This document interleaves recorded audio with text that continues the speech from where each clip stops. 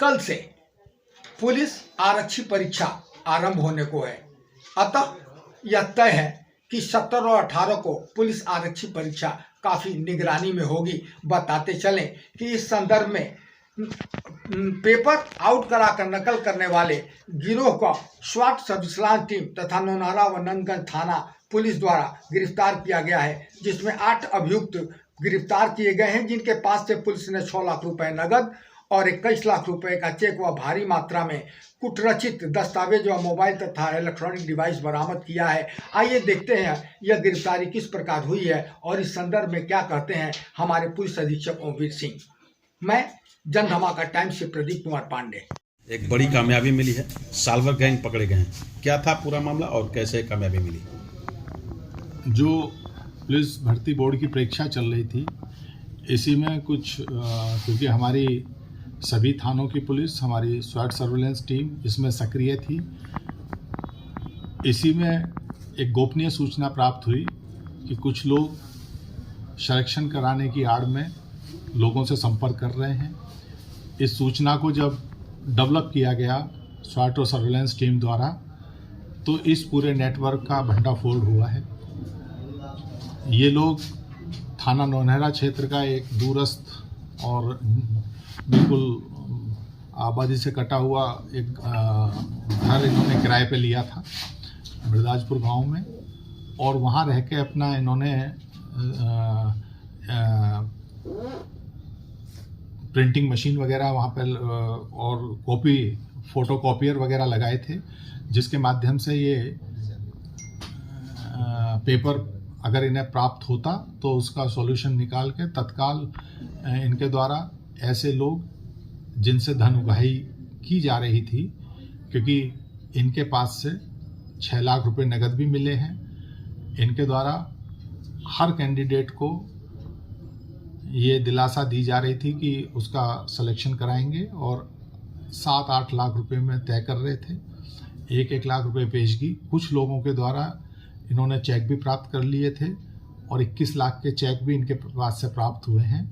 और बहुत से, क्योंकि जिस कैंडिडेट का ये कराते थे उनके प्रपत्र भी, ओरिजिनल जो एजुकेशनल सर्टिफिकेट हैं उसे भी ये रख लेते थे, तो ये सारी चीज़ें इनके पास से प्राप्त हुई हैं।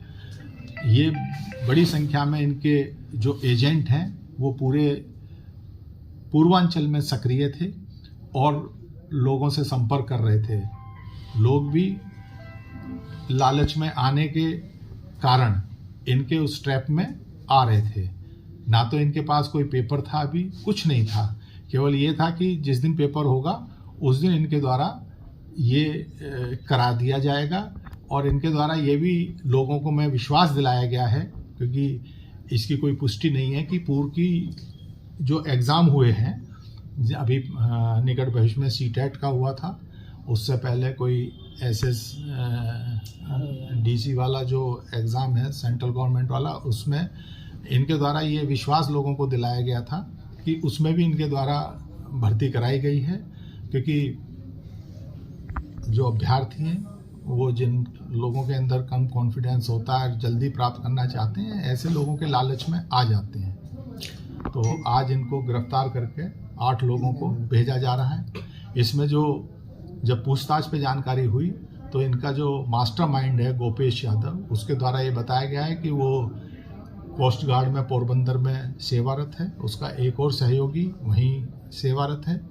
एक और इस गैंग में जो पकड़ा गया है उसके द्वारा बताया गया है कि वो आर्मी में है। ये सब इनके द्वारा बताया गया है। इन सब चीज़ों की पुष्टि हो रही है, क्योंकि ये अभी पकड़े गए हैं और क्योंकि इन्हें जेल भेजना ज़रूरी है। बाकी इन सब चीज़ों को तस्दीक करके अगर ये सब सही होगा तो इनके संबंधित विभागों को भी लिखा जाएगा कि इनके विरुद्ध उचित दंडात्मक कार्रवाई की जाए। अब तक कितने अभ्यर्थी सर इनके टच में?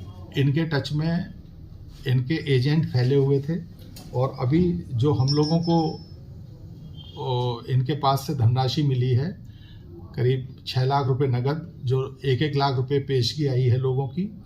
और इन्हें ये भी नहीं मालूम कि कौन लोग हैं, क्योंकि इनके एजेंट भी है, बड़ा ऑर्गेनाइज तरीके से।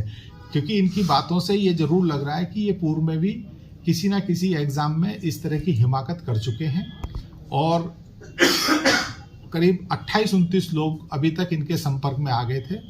उसी में से कुछ लोगों ने गोपनीय रूप से पुलिस को सूचना दी, जिसके आधार पर इस पूरे गैंग का भंडाफोड़ हुआ है। और आप लोगों के माध्यम से भी मेरी अपील है कि जो अभ्यर्थी हैं वो इस तरह के गैंगों के चंगुल में ना आए, क्योंकि इनके पास कुछ नहीं होता है। ये 40-50 लोगों को इसी तरह से फंसा लेते हैं। उनमें से कुछ लोगों का अपनी ही प्रतिभा के आधार पे भी हो जाता है और बाकी का ये पैसा खा जाते हैं। बाद में लोग पुलिस कचहरी कोर्ट घूमते रहते हैं कि साहब मुझसे ले लिए। तो अपनी मेहनत के आधार पे परीक्षाओं में सम्मिलित हों। ऐसे जो ठग हैं और इस तरह के जो चीटर्स हैं, इनसे दूर रहें। और अगर कोई संपर्क करता है, जैसे यहाँ किसी एक व्यक्ति ने साहस किया, पुलिस को बताया और पूरे गैंग का भंडाफोड़ हुआ, अगर अभी भी कहीं कोई इस तरह की बात है तो लोग तत्काल संबंधित अपने जनपद में जाके पुलिस को बताएं और ऐसे लोगों को के विरुद्ध कार्रवाई करने में सहयोग करें।